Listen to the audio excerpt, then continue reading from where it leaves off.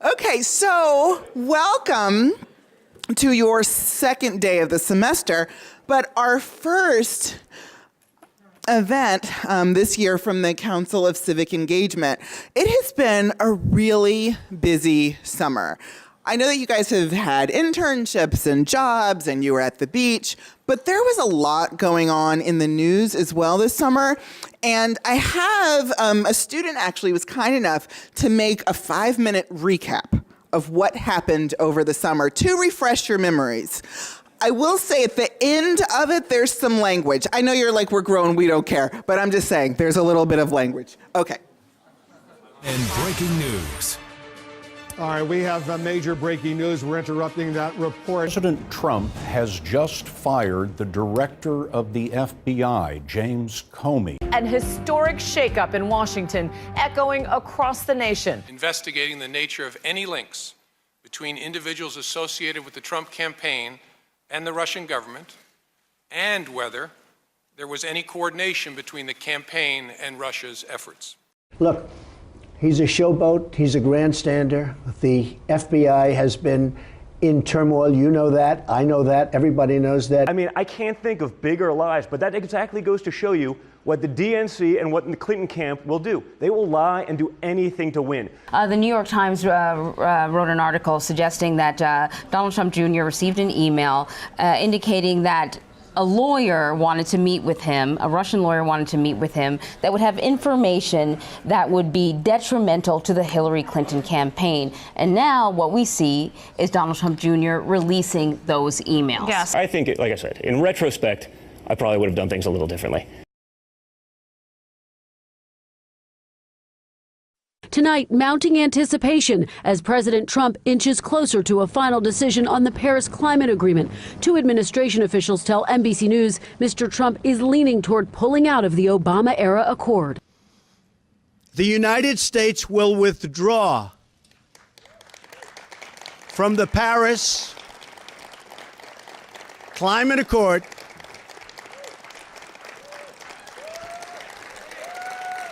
Thank you. This was a bad deal from the moment it was signed by the last administration. It's an international treaty that was never submitted to the Senate, probably because it never would have had a chance there. Why would we get out of a deal that actually pulls other people? I know why, because Bannon says we should. It's so stupid and counterintuitive.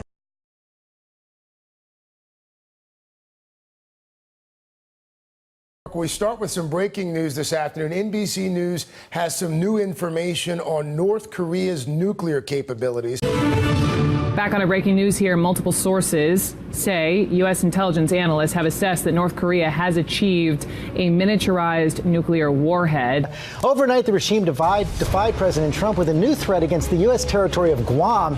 That came just hours after the president warned that any new threats from North Korea would be met by fire and fury. You know, that blistering rhetoric is a real break from past presidents, and it is being met with concern from Republican and Democratic lawmakers. They will be met with fire and fury like the world has never seen. And North Korea firing 3 more ballistic missiles in defiance of constant warnings from the Trump administration. U.S. military officials now say that 2 of the missiles flew about 155 miles, but the third blew up immediately after taking launch.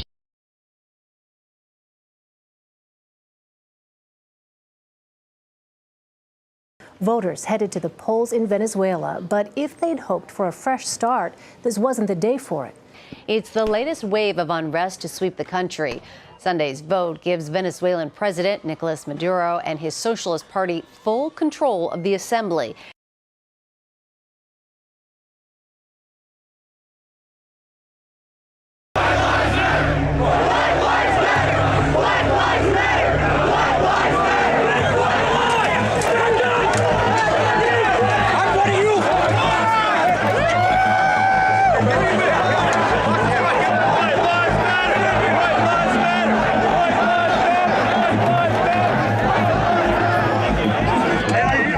You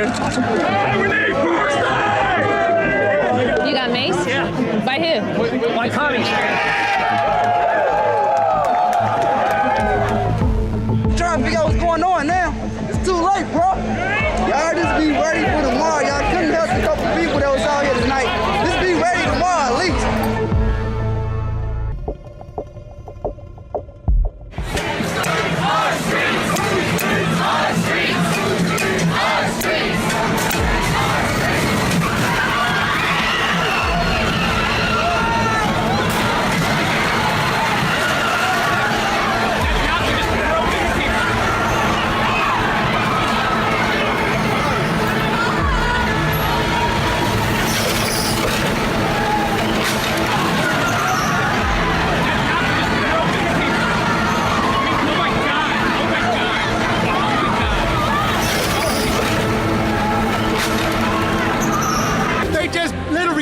down the street at 80 miles per hour to fucking hit us just now.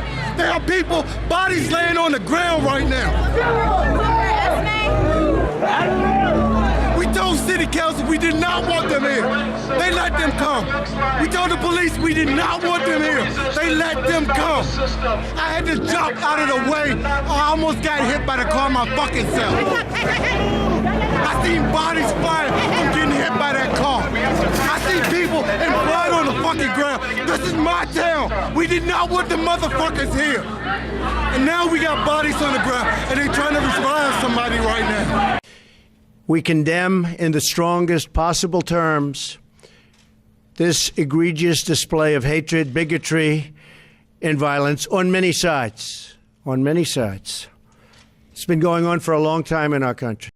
So I'm Naima Clark. I am a professor in the School of Communications. I primarily teach entertainment courses, and I'm the moderator, but if you have questions about the entertainment industry, I certainly can answer those as well. Hi, I'm Jessica Carew, and I am an assistant professor in the political science department. My main focus is on American government, with a particular focus on intersectional identity. My name is Dave Gammon. I am in the biology department. I teach science for non-majors, so I can comment on anything to do with science generally or the interface of science and society. Hi, my name is Sophia Swimilar. I'm in the political science department, and I'm also the coordinator of the international and global studies major. My main areas of focus are international relations and European politics, with a focus on human rights, minority rights, and international law and peace and conflict. Hi, excuse me. My name is Alex Luxinger. I'm an assistant professor in the School of Communications. I teach courses in journalism, and my area of research is focused on terrorism and media effects. So I wanted to start with a really broad question for our panelists to give you some time to think of questions. And I was just curious, from your perspective, what was the most significant story over the summer? Or event from over the summer? You know, we did get a sense of the idea that that might be a question coming. And in the way that I often do, I can never really give just one of anything when I'm asked for one thing. Really, for me, there are a couple of events that have occurred more recently that I guess kind of demonstrate something that we can see about how our American political system is working in terms of executive power right now. One of these is the degree to which DACA, the Deferred Action for Childhood Arrivals, is up in the air right now, as well as the memo that has gone out to actually work toward getting individuals who are transgender out of the military.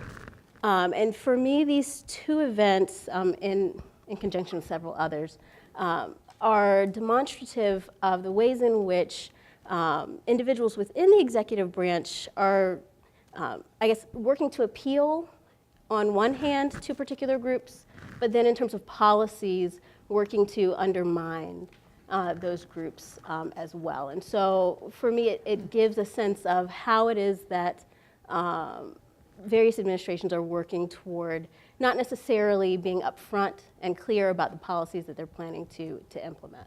Okay, thank you. Dave? All right, well, certainly there's been a lot of events that I will probably not comment very much on. I don't have too much to say about Charlottesville as a scientist, for example. A couple of the big science events that have happened, you've heard about the possibility of genetically modifying humans. That happened.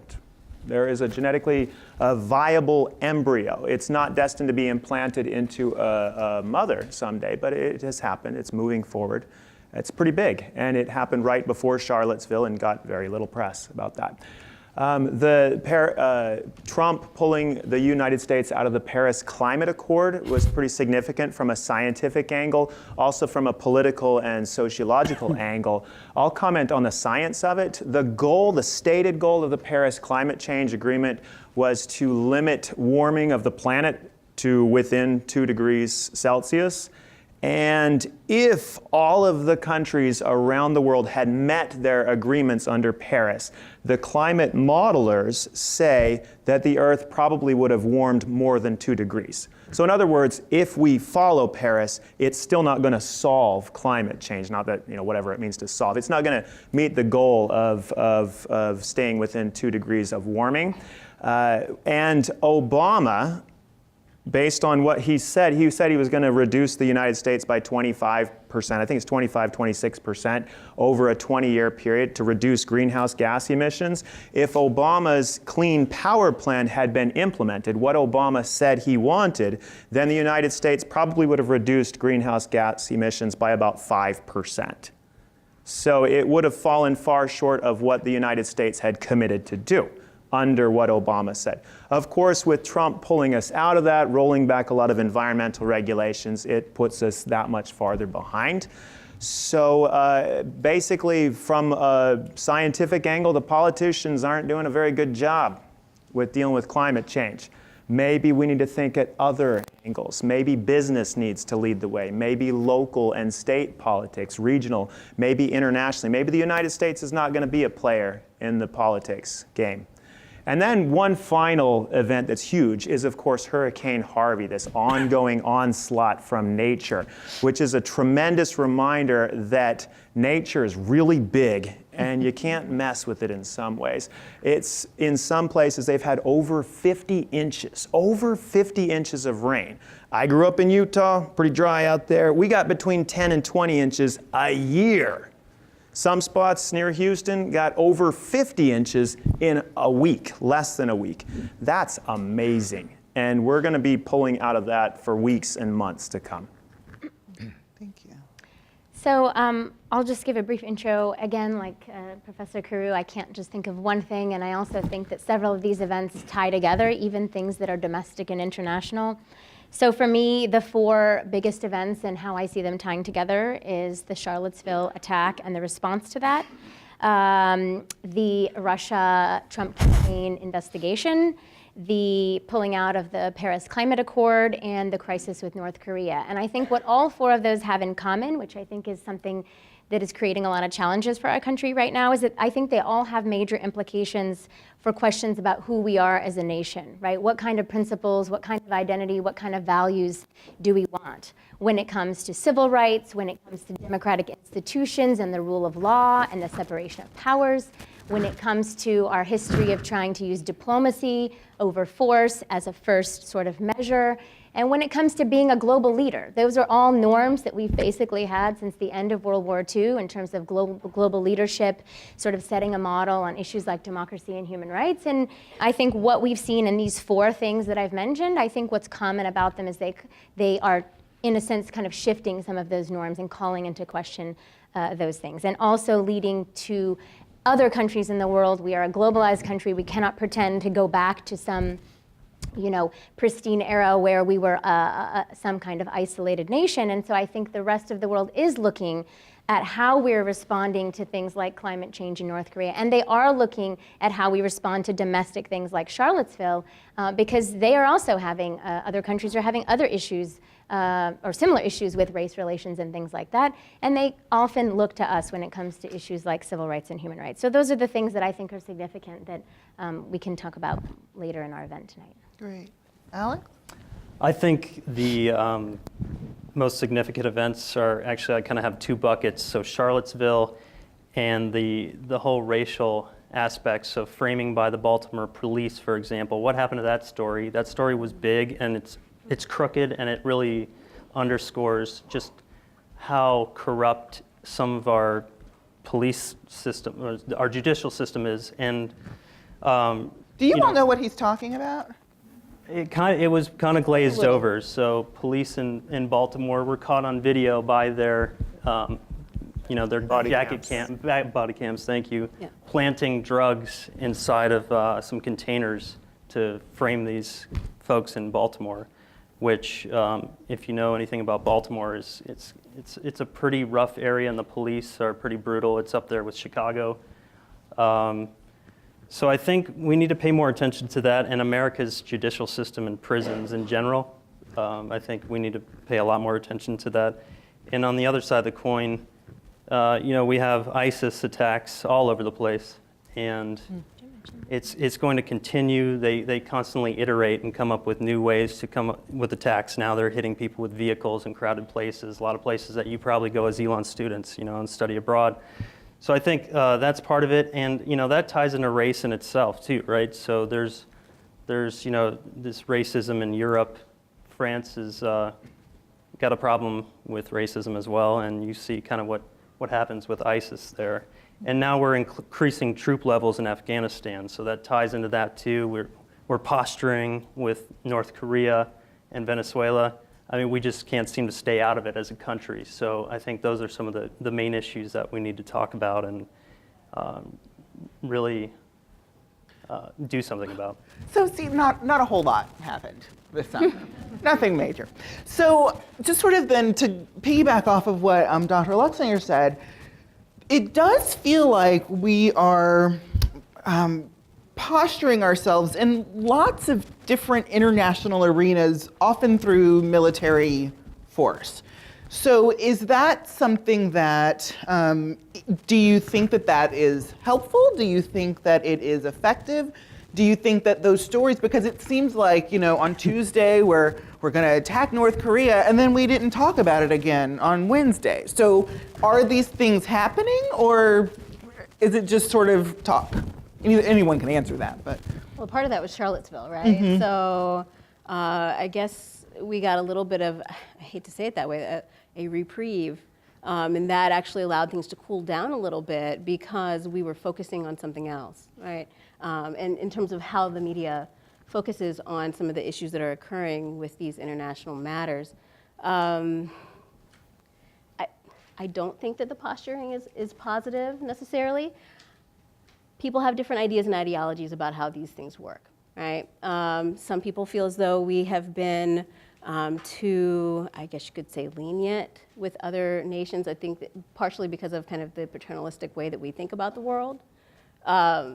However, getting into, I guess, kind of playground posturing and fights, right? I double dog dare you kind of thing, really doesn't necessarily resolve things in an adult type of manner. And so some people say, well, the adult manners haven't been working, so let's try something else. But what else you try really is going to matter in a very real way. Mm-hmm. I would add that the tough talk on the military, it's part of the personality of the leadership, right? We know that, and that's not really anything new. The view of the leadership in not really thinking about diplomacy as the best form of action first, the fact that we have lots of State Department positions that are completely empty, lack of ambassadors, right? The State Department is in a total mess. And so that, to me, kind of signals that the administration doesn't really put a ton of value in sort of foreign diplomacy, international diplomacy, kind of cooperation. It's putting a lot more emphasis on the military side of things. The fact that we have lots of generals, more generals than we've ever had before as advisors and in cabinet positions. Yes, those are good generals, and we expect and we actually have seen that they've been doing a lot, I think, to restrain the president in some respects. But it also means that the frame of mind of thinking of conflicts like terrorism, like North Korea, like Venezuela, like Afghanistan, is to think of the military solution first or almost only. You heard President Trump say about Afghanistan, we're not doing any nation building, we're just killing terrorists, right? Well, that's great. We've been killing terrorists in Afghanistan forever. Obama did it and Bush did it, so there's nothing new about using force, but that can't be your new strategy, right? I mean, we've been already doing that. Using language that says we might use force in Venezuela or we might, wipe North Korea off the map, right? This is really dangerous because it feeds into the narratives and the paranoia that those countries already have that the big United States has got them on the chopping block, right? Especially North Korea. Right. Their whole regime is sustained by the people being fearful that we will attack them, right? And they wanted to test President Trump by engaging in increased missile missile tests right after he was elected. And that's not a coincidence, right? And so, yes, it's a problematic, horrible dictatorship regime, and it's using nuclear brinksmanship as a kind of tool to both keep power in its own country, because if you keep everybody focused on the external enemy, you're not going to think about the fact that your internal situation is horrible.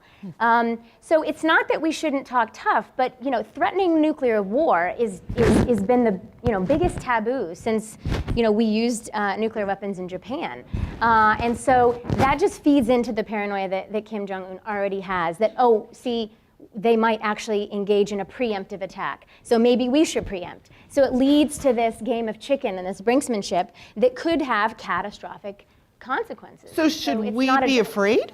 Are you afraid? I didn't mean to make everyone afraid. Maybe I said too much. No, I am actually not afraid. I am actually not afraid.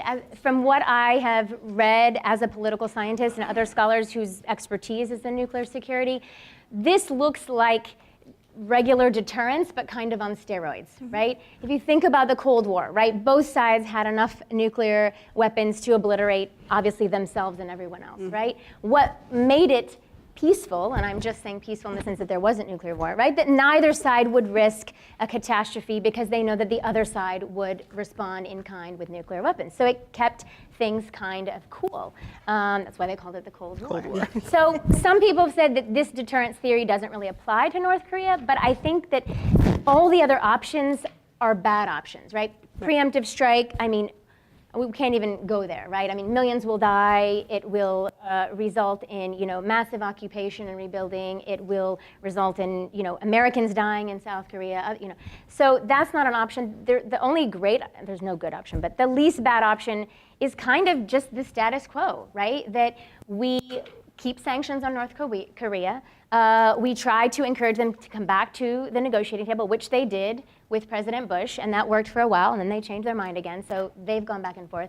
But upping the ante with language that sounds like we're going to do something like we did to Japan in World War II, I think just raises the stakes way too high and could create some kind of catastrophe. But I just think that the North Korean regime itself, even though people say he's irrational, he's crazy, I don't think he's stupid to engage in a preemptive attack against South Korea, or if he were to ever get the technology to strike, let's say, Alaska or Hawaii.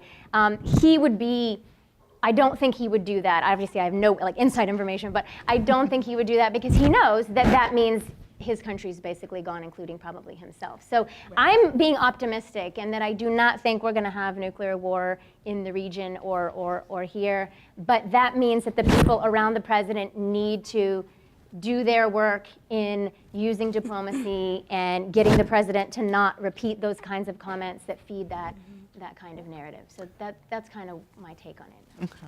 I'm going to give one really quick outside observation on this. When, as Dr. Swimlar and others are talking about the countries that are in serious conflict and have presented potential threats to the U.S., think of North Korea, Venezuela. What do they have in common? Dictators? Well, they both have dictators, and they both are socialistic. So it's a great example of how socialism doesn't work. And it doesn't work for the people there. The people of Venezuela, the people of North Korea are suffering because of the socialistic tendencies and the authoritarian tendencies of the leaders there. Same thing with Bashar al-Assad, too. So it's a great illustration to me of the importance of democracy, keeping that alive and well, and giving power to the people.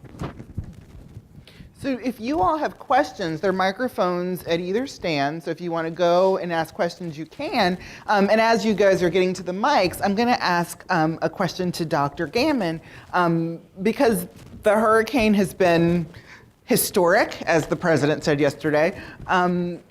Is that because of climate change, the hurricane? Right, so that's going to be a question you'll hear a lot of, and it's not something that, there's not a, it's impossible to say, oh yeah, it's totally because of climate change. You can never take one individual storm and link it to climate change. An individual storm is because of very specific circumstances that happen in one spot, one time.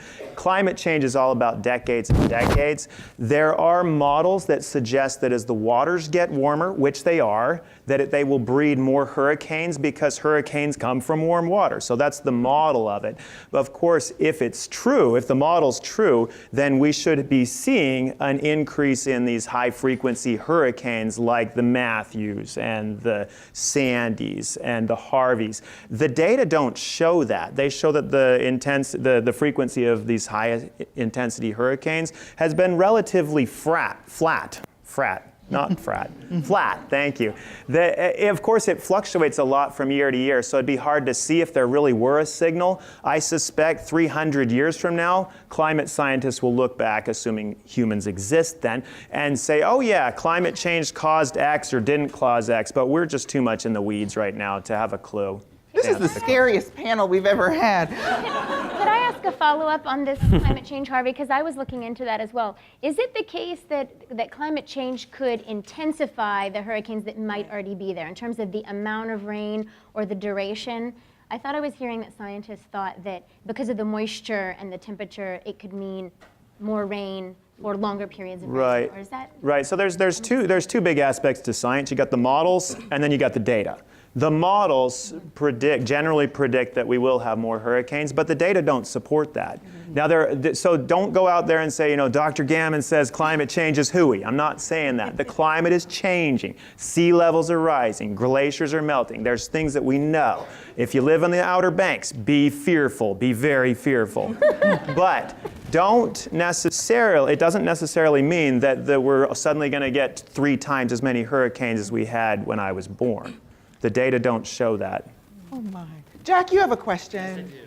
Hi. Thanks for being patient, by the way. No problem. Sorry, I just want to make sure you guys can hear me with the mic and everything. Are the mics on in the... Hi. So I'm in Professor Clark's Column 100 class. So I've only had one class with her, but we already talked about media and our intake of media. So I wanted to ask you as a panel a little bit about media as a whole during the summer, because a lot of us have been home and been watching the news. So I wanted to ask you guys how do you feel about the media's coverage of these events, since we've had a lot of big events over the summer? And do you think they prioritize them correctly? If not, what do you think has been missed? Like it was talked about the Baltimore framing. We didn't hear a lot about that. Is there other events that you think could have been more covered in this summer, or do you think they have prioritized things correctly as news agencies? That's a great question. So do you think that the emphasis has been on the right stories? It feels like there's been a lot of Trump, Russia, Trump, Russia. Have we... I'll be quick. I don't know. It's a good question. I don't know. The media does the best they can, I think. Well, I mean, it largely depends on what you're watching, what you're reading, where you're getting your news from. I think that there's just been so much going on this news cycle that it's really hard to even keep up. Having worked in the media business before, it can be very chaotic. But I do think that, I do think the Trump administration is playing the media pretty well too. I mean, they're stringing things along a lot of times, and they're burying very important topics. And if you look at the pattern, I don't have data to support this. This is an N of 1 here, but go back and look or make that decision for yourself. I'm sure there's plenty of studies that are going to come out here where a lot of this stuff is just getting buried. I mean, what happened to Russia? Russia's a big deal. What's going on with Jeff Sessions? What's going on with Robert Mueller? What's going on with James? Where did James Comey go? I mean, Howard. He's at Howard. Yes. He's golfing somewhere. So, it's really hard to say. I mean, a lot of the stuff the media does is because Trump is such a popular topic, right? Look at the late night shows. A lot of the late night shows have hockey sticked in their ratings because all they do is just beat down on the Trump administration. And a lot of the media has done that, followed suit. I mean, it is a business as well. So there's a lot of variables involved in that. I'm sorry, that's not like a very direct answer, but if you find the answer, let us know. Well, we have all semester to figure it out. Yeah. Thank you, guys. Thank you. Thank you. You have a question? Yes. This is a question about the hurricane. How will climate change affect our future? There you go. Okay. So do you want me to say with regard to hurricanes or just in general? like with regard to hurricanes? Okay. Well, the good news is that the data don't show that climate change is going to make us have more and more hurricanes. That's great. But some... Something positive, huh? There you go. Thank goodness. Look, I think hurricanes, big deal. If anybody talks about hurricane, you pay attention to the authorities and then follow what they say. That's usually the best rule of thumb. Do you think that, because I think that you're asking a really interesting question about, there was so much discussion after the Paris Accord that maybe the United States involvement wasn't going to make any difference anyway. But the climate still is changing. It's still, what is going to happen? Are we just... Well, the solution to climate change is incredibly simple, and anyone who's taken Environmental Science 101 knows it. You get off of fossil fuel entirely and switch to something else. That's it. If you want to use fossil fuel but somehow not produce greenhouse gas emissions, that would also do it. That's what clean coal is supposed to be. There's not good evidence to support it, but that's the solution right there. Are we going to solve it? Probably not. So prepare to have a changed climate and prepare to adapt to it. So I wouldn't invest in coastal property. The insurance companies if they're smart, are going to jack up the rates like crazy on those properties if they're in a capitalist country. Start thinking about new ways to grow different kinds of crops to deal with droughts or to more storms or whatever craziness nature throws at us. Just be prepared to adapt. I'm inviting Dave to Thanksgiving dinner. I'm scared to death. Jay, you have a question. I'm sorry. Well, I just want to add in terms of the climate change from the sort of global political side of things. I think, Paris was just a start. As Professor Gammon said, even following Paris, we were not going to be in perfect shape.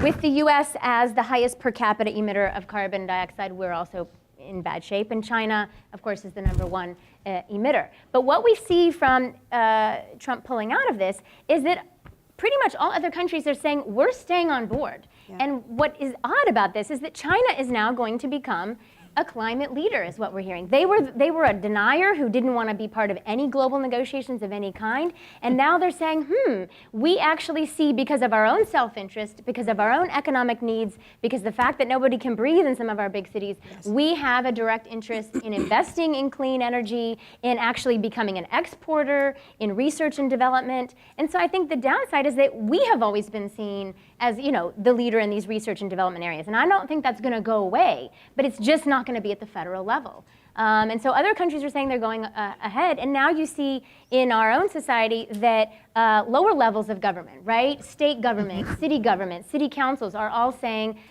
okay, if the federal level is not going to do much, we're still not going to abandon that, right? I mean, if you just add the 4 biggest states in the U.S. together, they produce a lot of carbon, and they themselves can make a difference, even if the U.S. at the federal level is not doing it. So I don't think all is lost in terms of that, but I do think it would have been more helpful if you didn't like Paris to stay in it and try to make it better than to just say, forget this, we're leaving. It was also a voluntary agreement. It's not a legally binding one where anything's really horrible going to happen to you. So that could have been a way for us to keep moving forward. But I think there are other ways individually and other levels that we can try to make it different. And I want to follow up on that really quickly to give you some happy news. I'm not all about doom and gloom. I'm actually a fairly optimistic guy. But the best news is that renewable energy with regard to climate change, is that renewable energy is becoming competitive with fossil fuels and has potential to become far better. So there's all sorts of economic forces at work that could lead to a total disruption of the energy market, which might solve the climate change problem without any political interference, whatever. In fact, one of the reasons why cities and states and other countries feel empowered to move ahead is because the economics of climate change is changing pretty dramatically and has been changing. And not necessarily with any sort of political forces, but because of technology, and in some cases even deregulation. You're exactly right. Global corporations themselves are taking this issue on board and saying this makes economic sense, right? Yep. As you said. So. Thank you. Wow. Jay, you have a question. Yes, so most of the news recently has been about Hurricane Harvey, but there was actually one article I read that wasn't about that I thought was kind of weird it wasn't being talked about more, which was that Trump said he's going to fully reinstate an old program that gives military surplus supplies to local police departments. And according to the New York Times, they said things from grenade launchers to armored vehicles. And given the U.S.'s current problems with police brutality, especially against communities of color, how do you think this policy reinstatement could affect that? Oh, it's a difficult thing to talk about in a way that is very clear and measured, right? Because of the type of reaction that hopefully that type of news would elicit, right? We don't need to be policing our communities with military equipment, right? And it's kind of, again, par for the course for what we've been seeing more broadly in politics, or at least, in national politics in general, right? Anything that's kind of been brought on by way of the Obama administration is being walked back by the Trump administration, almost in a way that seems as though it's not really specific to policy even, right? But more so to the idea of, oh, there's a name that's attached to it, let me try to peel that back. At least that is what is seeming to come forward, right? In terms of your question regarding what the outcomes will be, it's something that can be catastrophic, right, for people, partially because we've already seen what happens, right, when you have somewhere like Ferguson or you have Standing Rock, where people are being hurt in very real ways that are not always being covered by kind of mainstream media, but in ways that the people can easily push aside and say that don't matter, right? Because these are communities that often have been seen in that particular way. So empowering these particular law enforcement institutions in this way is not something that will help them to actually help their communities. It's only a way of seeing your citizens as an enemy when you get to use new fun fancy toys. Right? Can I ask a really dumb follow-up on that, because I'm way outside? Why not? Why is it that, so these police, they're supposed to keep the peace. Mm-hmm.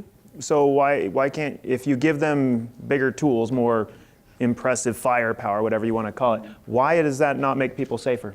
So the thing is that it's our citizens that we're actually attacking. And often it's citizens who are not actually doing anything that is outside of the law in a way that would elicit that particular response, right? So it's not as though we're looking at people actually engaging in murders and so forth and trying to take down their society. Really what we're seeing is people who are often coming out to say, hey, I would like to see my rights actually being acknowledged more broadly. And then the response that is brought forward is one of violence and intimidation. And that's something that we shouldn't really see, hopefully, within this nation.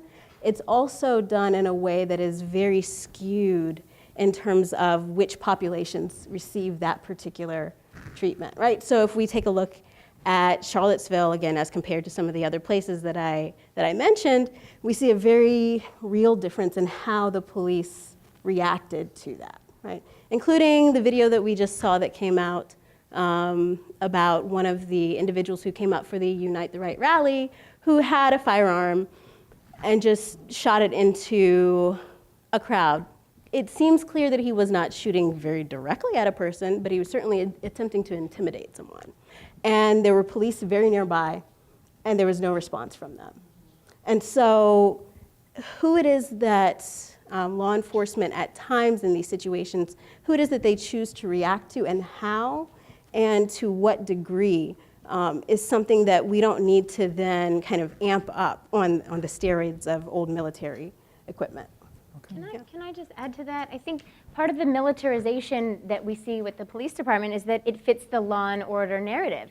Well, law and order is not necessarily a bad thing, but if your interpretation of law and order is just more weapons or more violence, then you're not going to deal with the actual problems that Professor Kuru mentioned. And so we hear from police chiefs themselves that we need issues like community policing, right? We need to build trust between the police and the community. And so having grenade launchers or even more, dangerous weapons than the weapons that are already out there on the street doesn't seem to get at the core of the problem. It seems to create more of a disconnect between those who have the tools, the tools of violence, and those who don't. And so I think that's the concern is when you start to militarize so much of different parts of society. That would be my other, or my. I also wanted to say something on that, and there's a systemic problem because police need to just kind of rethink, the rules of engagement, the rules of lethal force, and things like that, because police are so. And this is not a broad generalization, but there are some bad apples that are so quick to shoot to kill when they're in situations where they don't have to, and then they're just getting off the hook. So they need to increase the harshness of the punitive system within the police department too. So they need to make an example of somebody. I mean, I think the only one that comes to mind is the police officer in Charleston that got in any real trouble. There were just people in the past couple of weeks that got off. The one in, I think it was Minneapolis, yes, just recently was acquitted. And they're like, I think he got a severance package. I mean, what does that say? And that was on tape, right? When he shot the man. His wife or girlfriend Facebook streamed it, live streamed it. So there's a serious problem with law enforcement in the U.S. If you can have those tools and those big weapons if they're in the right hands and used responsibly, and that's like, Armageddon type situation, right? But you shouldn't be patrolling the neighborhoods in these big vehicles and with grenade launchers or anything. You're never going to win the hearts and minds, as we like to say, of the people. Thank you. You have a question. Hi. So I have a few questions, actually, but the largest of them probably pertains to North Korea. It was recommended that the best way to deal with North Korea is diplomacy, and largely I agree. But I think it's important to look at the last 70 or so years since the end of the Korean War, where we've tried diplomacy. We said a long time ago that North Korea will never be allowed to attain a nuclear weapon. Right. Well, now they have, and they also have the means to reach us as far as California. So at what point does diplomacy not just buy the Kim regime time and is actually effective? And when, if it's not effective, is it important to change that approach? No, I think you're right. We have been trying diplomacy since, 2006 was their first missile, test. We had the 6-party talks that were going on in that time period, and it did seem to bring his regime to the table. The U.S. gave some kind of assurances of security that we wouldn't attack, that we wouldn't attack, and the regime kind of accepted that, and then they turned their back on it and said, no, we don't believe you. We're just going to go back to status quo, and we're going to start developing and trying to create, ICBMs and things like that. So I agree, diplomacy hasn't worked, but I guess my point is that I don't see any other less bad kind of scenario, because, some people have said, and this is, I wanted to recommend when you talked about media and what should we be following. Journals like The Atlantic is a great example. Can North Korea be stopped, right? Long investigative form journalism that gives you a lot of information. And in this article, he talks about, the full-on preventive war is catastrophic, but he talks about the possibility of a more limited strike. For example, you had Israel back in the 80s do a limited strike on Iraq on a nuclear weapons facility there. And some have argued that that could be something between diplomacy, sanctions, and full-on force, is to try to do sort of pinpoint particular areas where they have their capabilities. But the problem with that as well is that that would be interpreted, I think, by North Korea as a full-on attack, even if it's limited. They could strike back in South Korea, which of course would be problematic. And we also don't know where all the facilities are. Many of them are hidden, and I think that's the other problem. So unfortunately, there isn't a good option. I think we hopefully would have come up with one by now. Sanctions are doing a lot. They're billions of dollars that they might have otherwise had, they do not have because of the harsh sanctions. But I hate to say it, I feel like it's one of those things kind of like some of the international relations scholars said, if Iran gets a nuclear weapon, we're going to have to maybe, or North Korea, we maybe have to be okay with that, right? Pakistan and India both have nuclear weapons, and they check each other.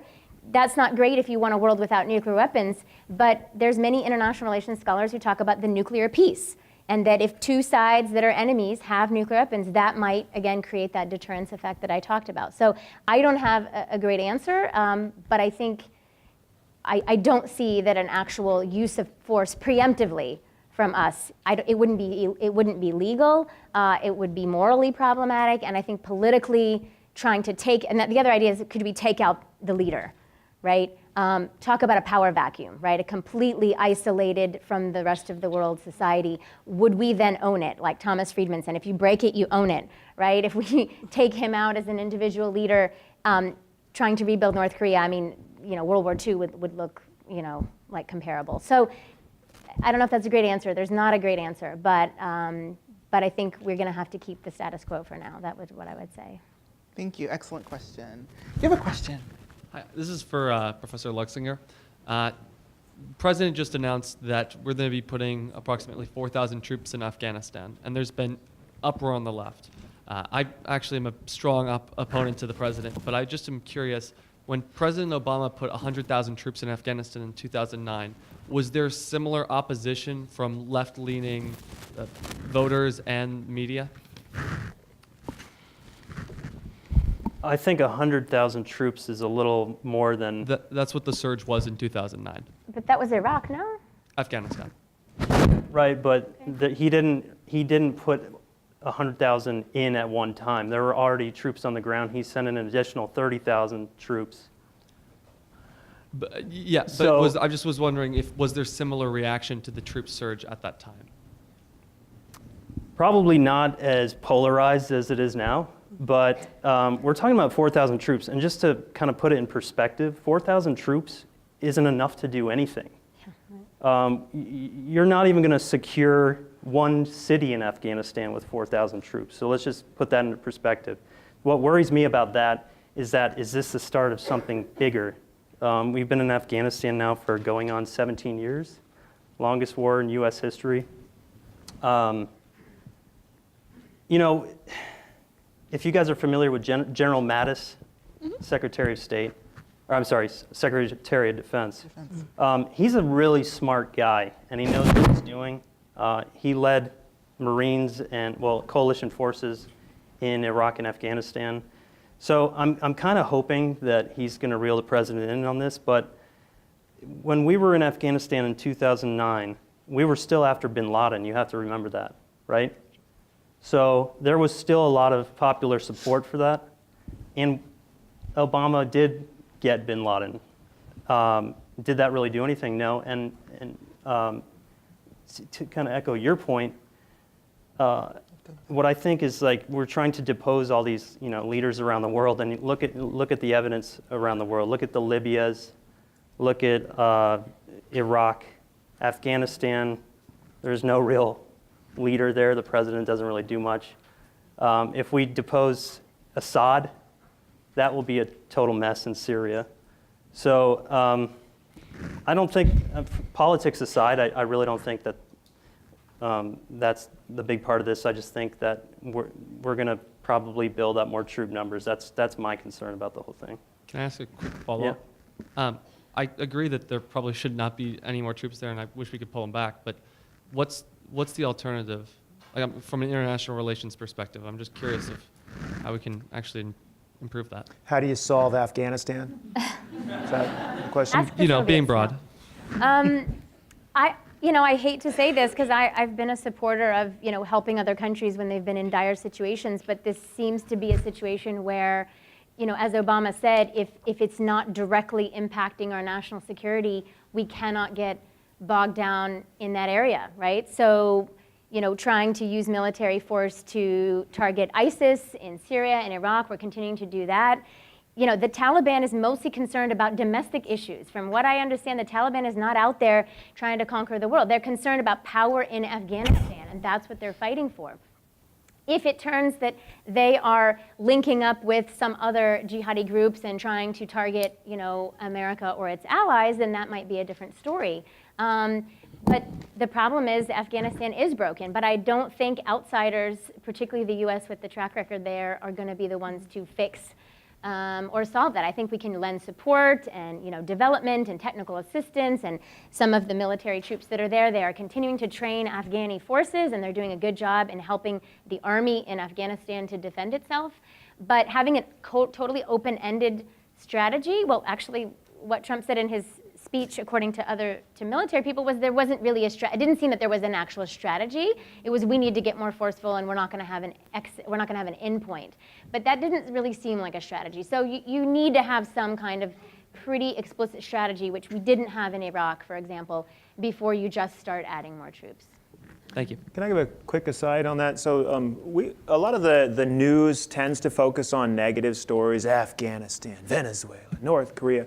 If you look at a lot of the places that don't make news, say Southeast Asia, interior China, there is a lot of development going on, a lot of improvements in standard of living. It is a wonderful time to be alive right now, notwithstanding these serious problems here. So try to keep the perspective. We don't believe you, Dave. You have a question. Go on. He's right. No, he's right. Token He's science. right. Yeah, he's right. You have a question, member of the Council of Civic Engagement. Hi, so my name is Stephen Klausner, and I guess just bringing it on to a local level for a minute. As student leaders, I guess just coming from my perspective, it seems as if our country is more divided than ever, albeit racially, politically, religiously. I guess as student leaders or members of the Elon community, how can we necessarily encourage bipartisan dialogue? And I guess to bring to perspective the fact that issues such as climate change or a whole range of issues aren't necessarily partisan as much as they're American issues. Absolutely, absolutely. This is a really good question, and one that I hope that you all will take up on your own in a very real kind of way. A part of why we're so divided, right? Aside from the fact that we have some very real differences in terms of the things that we believe, part of why we're so divided is that we are really connecting in with these identities that we're kind of structuring for ourselves by way of this idea of, oh, well, I'm conservative, and so I don't believe in being a liberal, or I'm a liberal, and I don't believe in being a conservative. I can't believe those people over there, right? So we're kind of setting up these artificial groupings that then are fighting against one another, rather than us actually stopping for a moment and saying, hey, we have a lot in common. We perhaps can agree on some of the facts that we can, very clearly see are occurring concerning the environment, whether we want to call it global warming, whether we want to call it climate change, who really cares about that? It doesn't matter what we name it, it matters what's happening and what we're then going to do to try to address or fix a situation, right? And so when we get into this way of kind of creating these artificial identities, then we just end up further tearing ourselves apart. And I hate to say that media is a big part of that, but it's something that is accelerating it, particularly in terms of the ways in which we now have so many media outlets, and they can really focus in on their own niche markets, right? And so you can go out and be a consumer of the specific information that you want, and then never actually get many different perspectives. And so then you start to think of it as an us versus them kind of thing.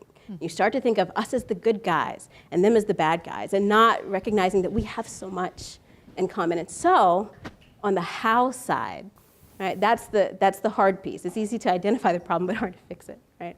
On the how piece is to, one, expand where it is that you get your news from. Two, particularly for all of you on campus, expand who it is that you see on a day-to-day basis, right? A lot of our groups here on campus are formulating in pods, sometimes it seems, where you often will see some of the same people over and over again and not get any, I guess you could call it cross-pollination, right? And so then you don't necessarily, again, see the ways in which we all have the same types of experiences. And so that's really, I think that that's really what it's going to take. It's going to take us kind of throwing off some of these political identities that we're trying to form for ourselves and recognizing who it is that we are as individuals, and also affirming the experiences that different people and different groups have based on what's occurring within society. And on September 9th, Bob Frigo helped me, September 9th, there's a panel or a workshop about seeing across political lines that I'm moderating, and I'm going to figure out how to do that before September 9th. Thanks. Good question. Thank you. You had a question? Yes. Hi. So we touched upon briefly the stories that were kind of glossed over, and one in particular that I want to know more about is the genetically modified human embryo. I mean, I'm sure I'm not the only one who had no idea what that was about. So I was just wondering what could be the implications of that, what could be future applications. It just seems right now is a very large unknown. So Can I ask a question? How many of you have heard of CRISPR? Raise your hands high. Good. The rest of you all have an assignment. Look it up, Google it, and look for a site that actually makes sense, not this technical science mumbo jumbo. CRISPR is going to change the world. Imagine a word processor document, how easy it is to copy and paste that sort of stuff. This is a bad analogy, but CRISPR's kind of like creating word processors for the genome. It allows us to edit very precisely where we want to make changes in a genome. All organisms everywhere run on DNA. They all have a genome, and CRISPR and other techniques which are rapidly being developed and have all been developed in your lifetimes, including the boy sitting right there that looks like you're about 12, right? Is that about right? 10. 10? How old are you? 10. Okay, CRISPR is slightly older than him. And his twin brother. And it's the fact that it's news right now, it doesn't catch the scientific community off guard at all. We have genetically modified all sorts of organisms with CRISPR. There's no reason it wouldn't have worked with humans, and so now we know that it does. Furthermore, they did it very precisely. They were able to target one gene and one gene only. It was a gene that has a clear benefit for humans. They were specifically targeting a genetic defect that messes with athletes that are often developing, teen athletes, Elon students, something like that. If you have that mutation in you, you could use CRISPR on your embryo, on the sperm, is what they did, and then fix just that one gene and guarantee that your child does not inherit the defect that you have inside. Is it like a 3D printer, kind of? Like it just makes a new one?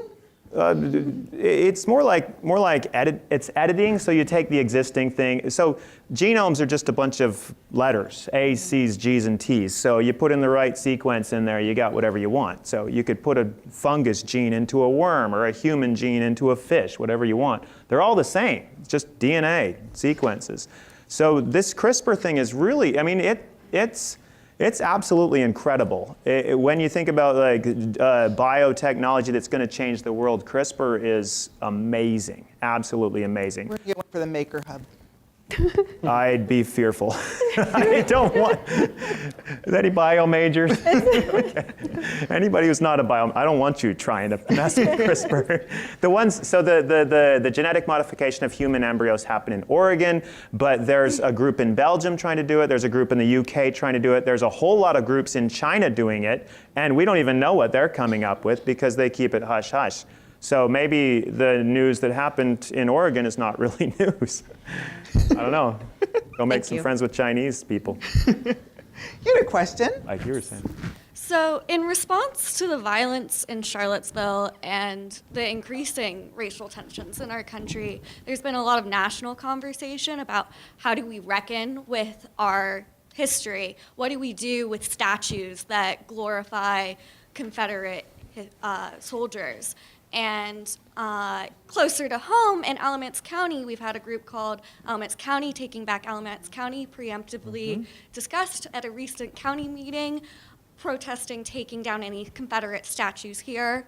We've had our county commissioner refer to slaves as workers. So my question is kind of twofold. What do we as students, many of us who come from all over the country, do to reckon with our Southern history as we live here? And also, do we need to worry or do anything about violence or increased tensions here in Alamance County? And can I just piggyback really quickly on your question too, this idea of, is it only about a statue? Do you live in Alamance County? I do. Okay.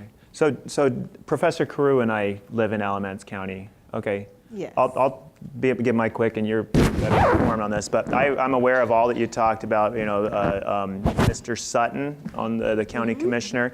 Yeah, he created quite a stir, got on some national media. Woohoo, people are looking at Alamance County.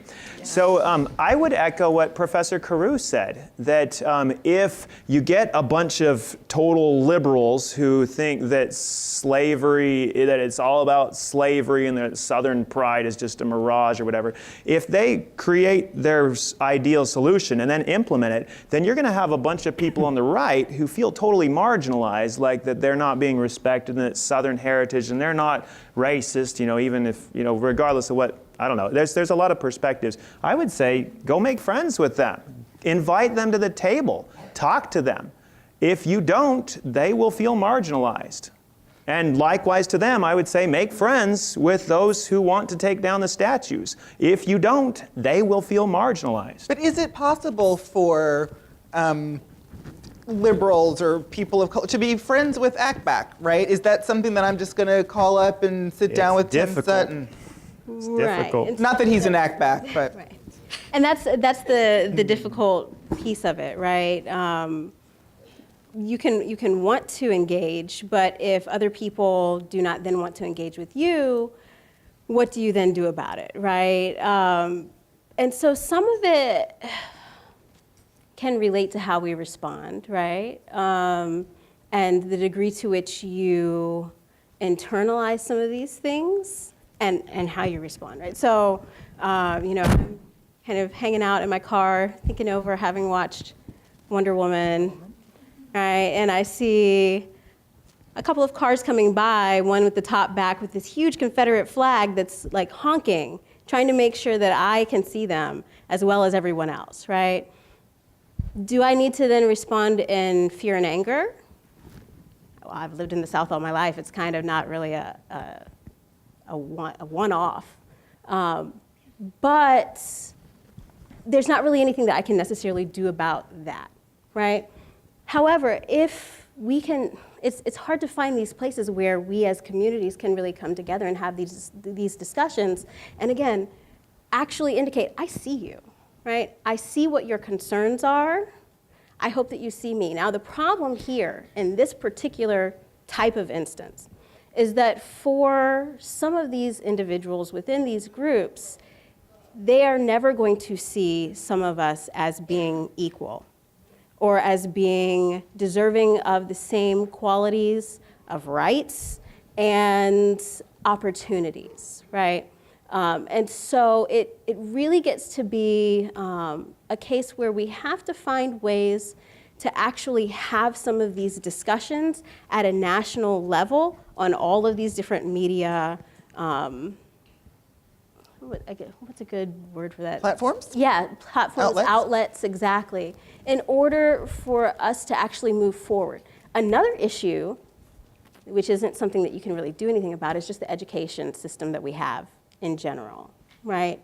If, 20, 30 years ago, people are still being taught about the War of Northern Aggression, then we're going to have some problems about how it is that we perceive what all of this means, right? So, or, if I can walk around my middle school and see T-shirts that say, you wear your X, I'll wear mine, where you have the Malcolm X, and then the Confederate flag, right? We're automatically shutting the door on some of these things and not understanding and recognizing what these things mean. So if we continue to allow for particular narratives about how we have changed historical narratives in order to make us feel better, if we can't actually peel off the Band-Aid that we've put over race relations and say, hey, this is what actually happened, then people are never going to get to a point of being willing to kind of come to the table with one another. That sounds really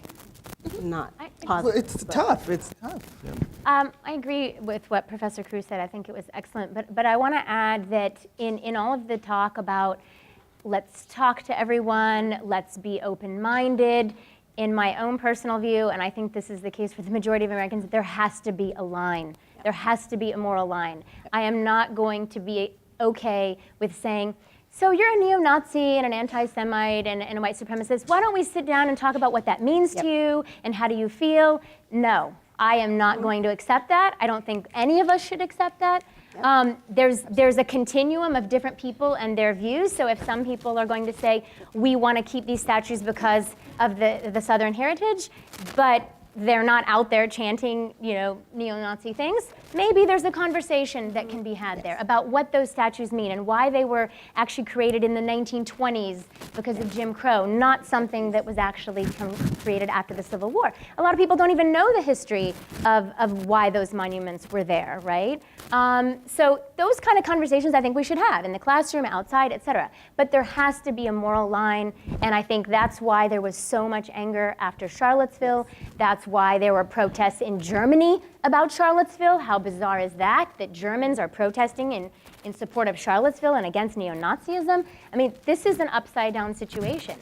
So that's my own view. There has to be some kind of line. I'm all for open-mindedness and talking, but at some level, we say that's completely unacceptable. Right, and the leadership that we have within our nation, right, is really what can help to make a difference, right? Because this is what gives some sort of power to particular ways of thinking, right? So if we try to draw some sort of moral equivalence between groups that very directly are saying, I don't believe in some people as people, right? And groups that are saying, hey, I'm coming out to actually try to support the idea that people are people and that you shouldn't feel as though you can in some way be legitimized in terms of this particular idea, right? In terms of what Dr. Swimlar is saying. That if we then have individuals within political positions basically equating the two, then we've already opened the door, right? Then we place on the menu or on the table that as a possibility, something that we can then try to figure out how to work around, rather than calling it what it is, which is something that is not, that does not comport with the values that we hold that we say that we hold. Do you say that we hold in the nation? Do you think, and this you may choose not to answer this question, but do you think when the president said on many sides, do you think he realized what he was saying?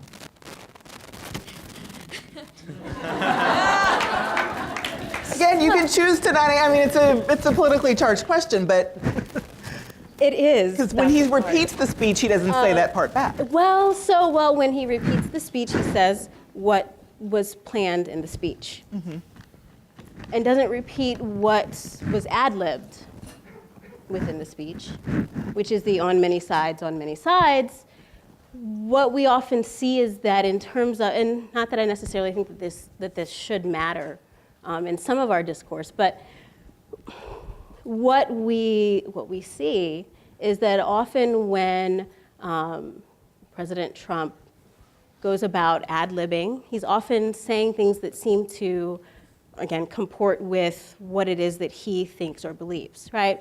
And so it seems as though that many sides was to kind of push aside what had already been said, right? Hey, I'm coming out saying that we, condemn in the strongest terms this hatred and violence and so forth, which was clearly directed against the individuals who came out with white supremacist ideas, right?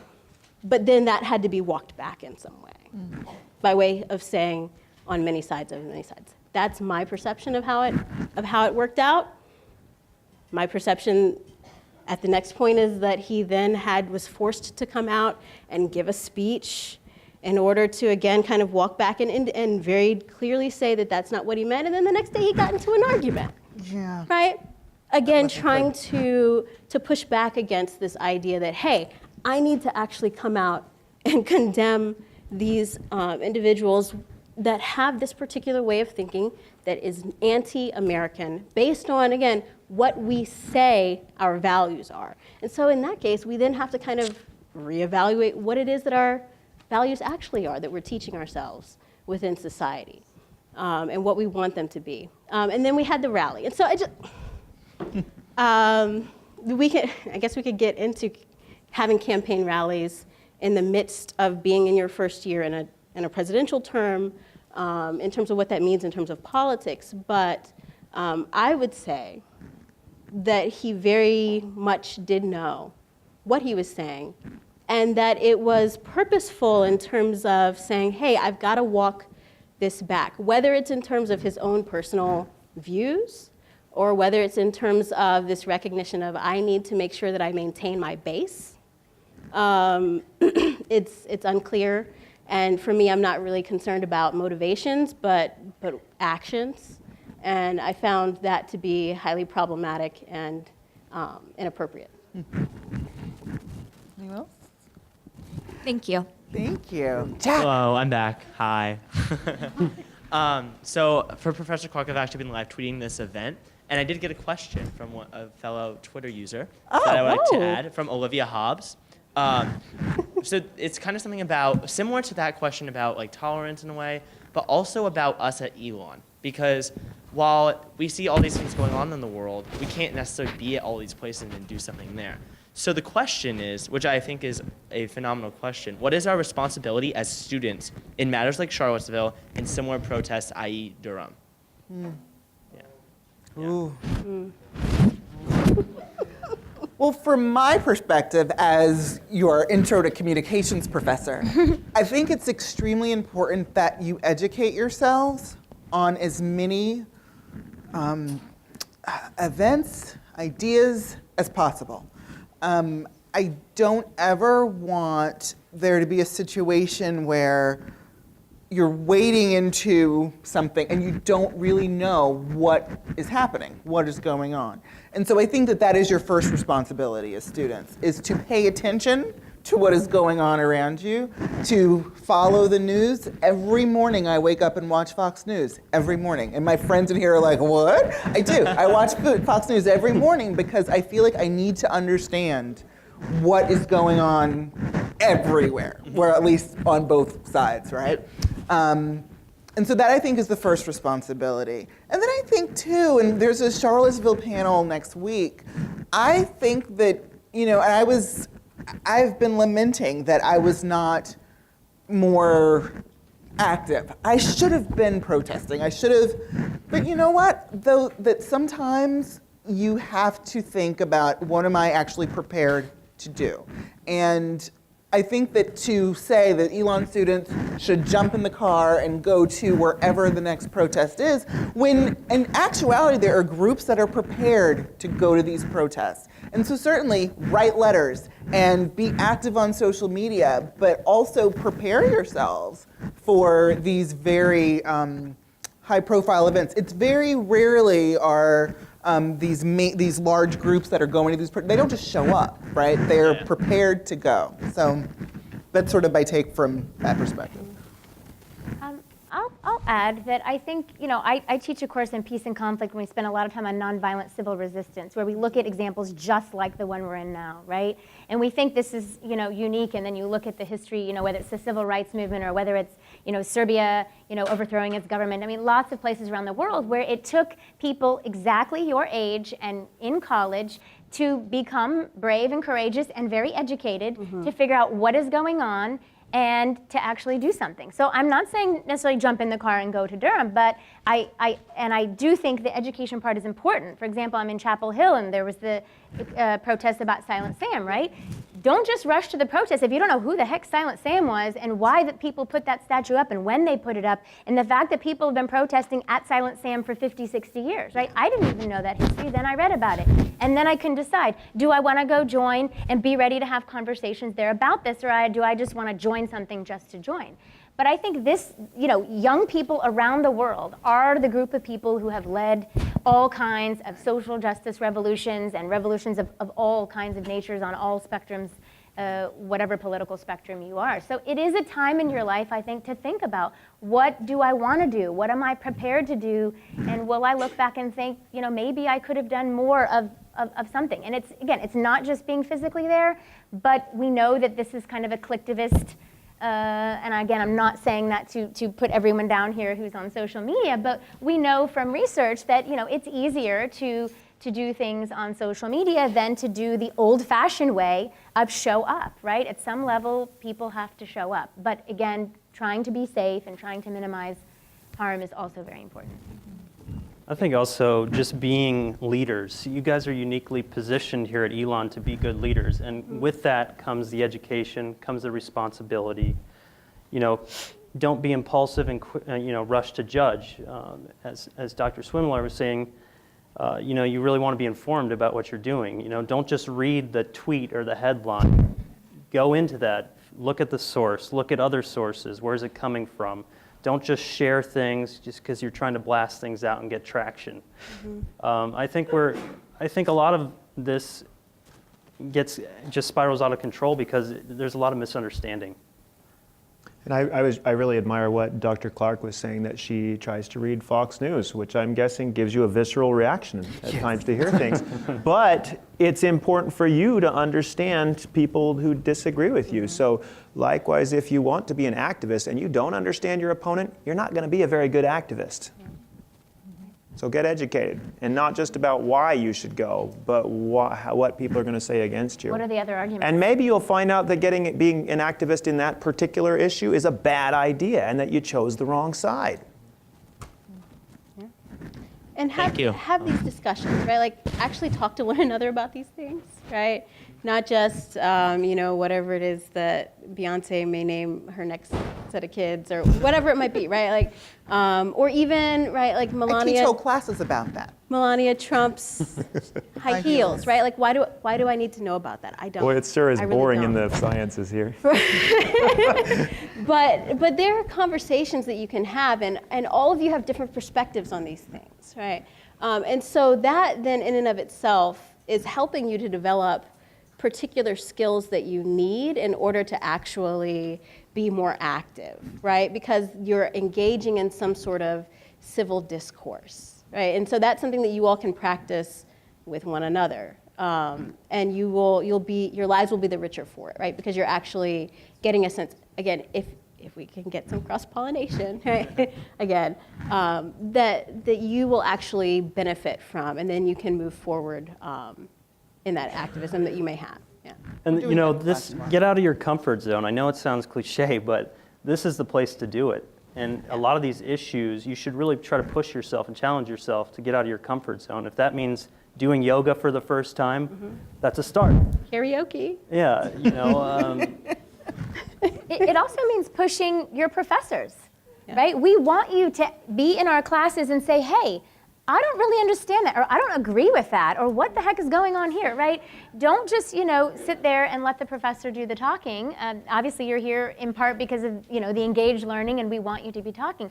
But don't feel scared to be the one that says, wait a minute, I don't really think that makes sense. Can we talk more about why you, the other student or the professor, have said that or think that? And I know that might be scary the first time, in your first class, but this is the time, right? These 4 years in college are the time for you to take those sort of brave steps for your own education and for the rest of the world, really. No, that's really important. You have a question. Thank you. Yeah, so I'm Thanks, Jack. also back again. And so we hear a lot in the news about groups from the alt-right, the white supremacists, the neo-Nazis, horrible groups that obviously are so far beyond reproach, it's pointless to defend them. What we don't tend to hear a lot about is groups on the left who are kind of doing the same thing, at least in my opinion, like Antifa. Antifa, since I think November 9th, right after the election, has been attacking people who disagree with them. They've been firebombing cars. They destroy bank windows. They go after people. They're largely the ones who are tearing down these statues. So what I want to know is, at least in your opinion, do you believe that those types of retaliatory acts, whether they're retaliatory or not, do you think that kind of adds legitimacy to the arguments of people on the alt-right, or kind of essentially pour oil onto the fire even more and create even more and more violence and distrust and that sort of dynamic? Bless you. I can say something, but maybe you want to start? I guess a part of it has to do with ideas and motivations, right? Like, we want to know what it is that people have as their basis for what they do. At the same time, we then, again, as some sort of society, generally have ideas about some of the rules of engagement, right? How is it that we actually interact with one another? And so, it's very easy for us to say everything needs to be nonviolent and so forth. However, what we do also then know is that for some groups, right, a nonviolent reaction has been one that is only ever met with violence, and then doesn't necessarily get the kind of policy change that you usually expect when you see violence coming in against people who are being nonviolent.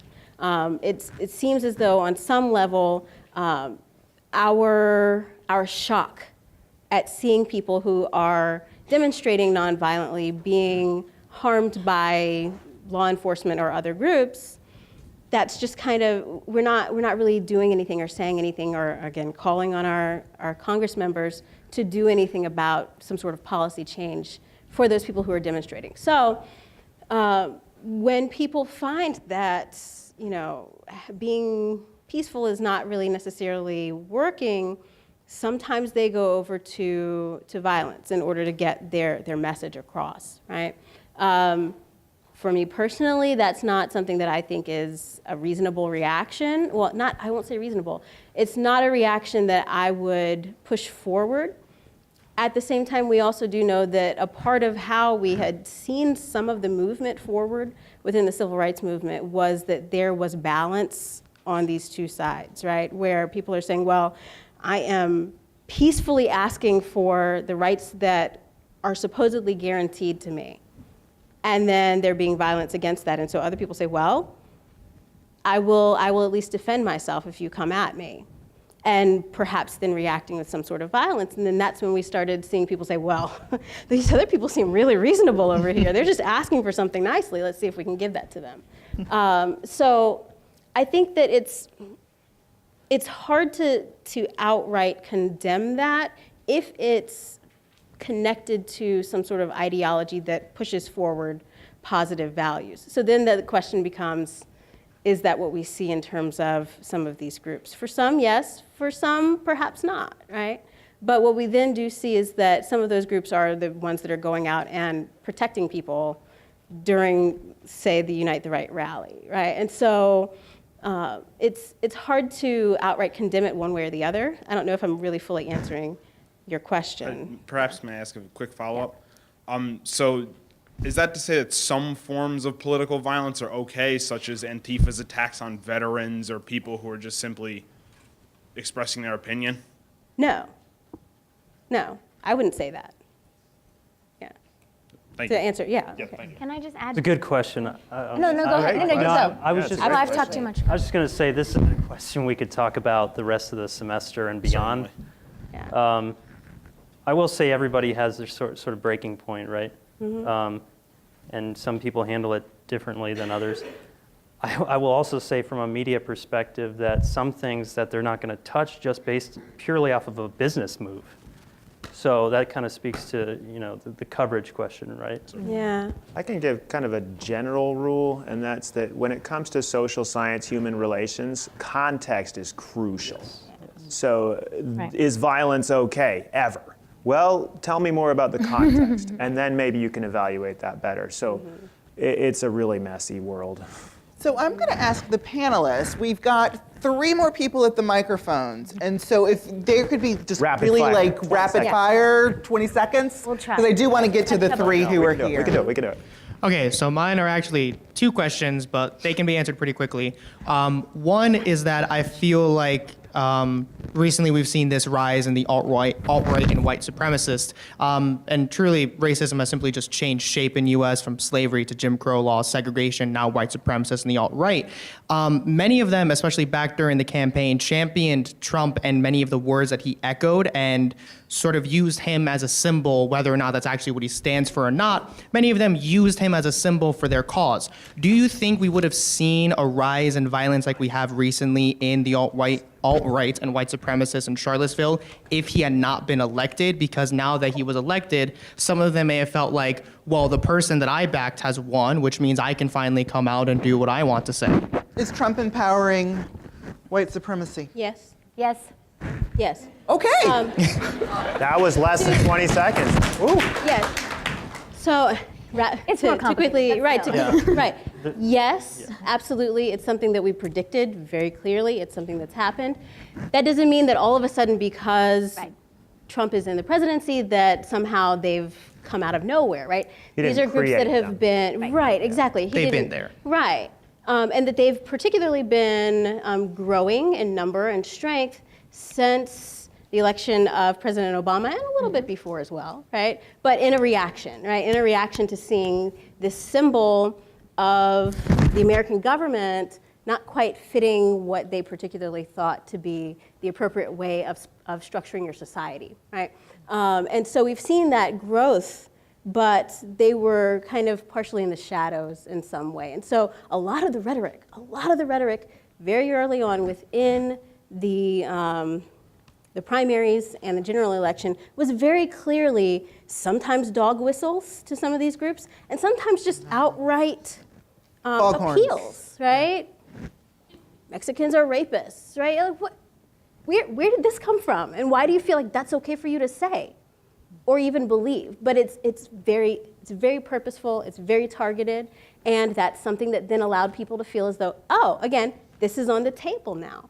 I couldn't say this before, but it's on the table now. And so now there's legitimacy to me saying this. Now I can move forward to go back to some of the old times that we've had. All right. Jay, your question. So speaking of empowering white supremacists, what are the implications of Trump's pardon of Joe Arpaio?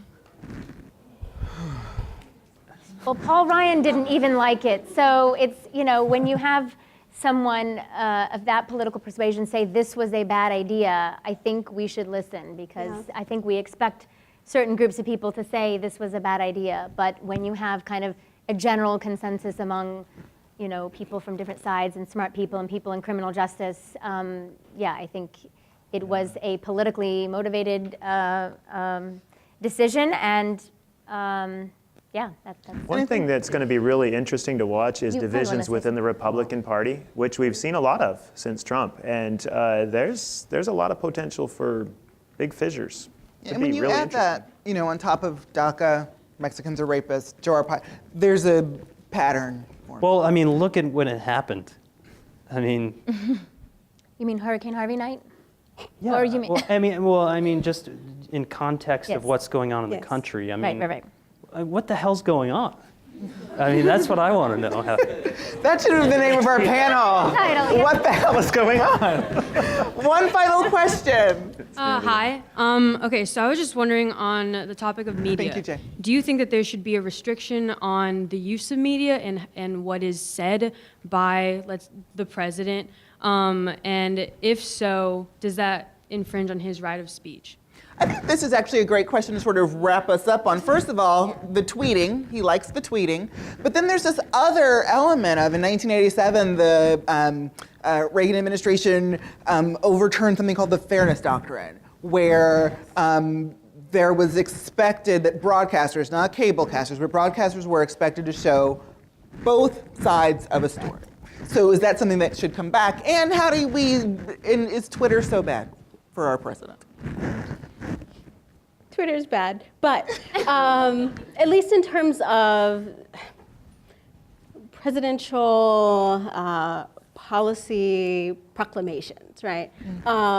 Because we have avenues for that make more sense. And if those avenues aren't being followed, but there's policy that's being talked about directly, then that throws things into disarray. I think that's purposeful, right? Like creating some sort of disarray so that we're not necessarily clear on exactly what's happening is there. But to answer your original question, do I think that there should be some sort of limitations?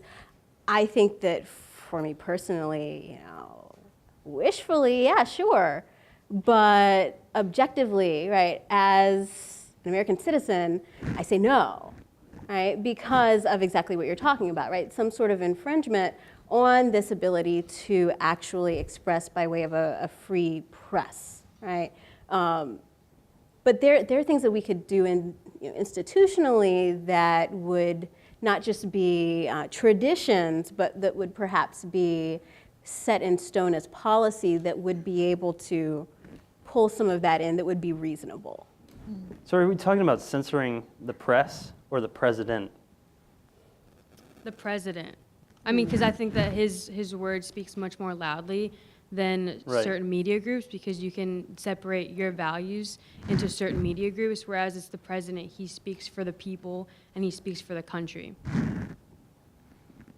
Yeah, so this is unprecedented, obviously, the Twitter usage and all that sort of thing. So it's really, I was kind of hoping John Kelly was going to go in there and give him a spanking, but that hasn't happened.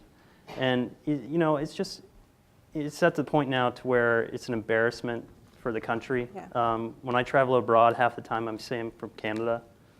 But I mean, how do you censor that? I mean, how? You get Twitter to cut them off? Can I just say, I personally would be very nervous about censoring the duly elected leader of the United States of America, regardless of who it is. Yeah. So I would agree. I don't think there's any censorship that we can do, but I think there's pressure that can be placed around the executive branch, I'm not sure by citizens or by other people, that say exactly what you just said, that this is unprecedented and this is dangerous, because we have a protocol of how heads of state and heads of government communicate. And when he sends a tweet, other countries don't know what to think. Is that policy? Is that just his thought at the moment? They have no idea. And international relations works best when there are general expectations of what we think the other side is going to do. And so every country out there is like, we have no idea what's going on. And that is a dangerous situation. And so I agree. We cannot censor him. We can't, go steal his phone or something or make a new law. But people around him need to be pressured to pressure him to say, look, somebody needs to be, there needs to be some vetting of some kind about these kinds of things, particularly when it's about using force or something that could be really dangerous. And we didn't even get to the Russia investigation. Thank you all so much. This was fascinating. Thank you. Thank you, panelists. Thank you.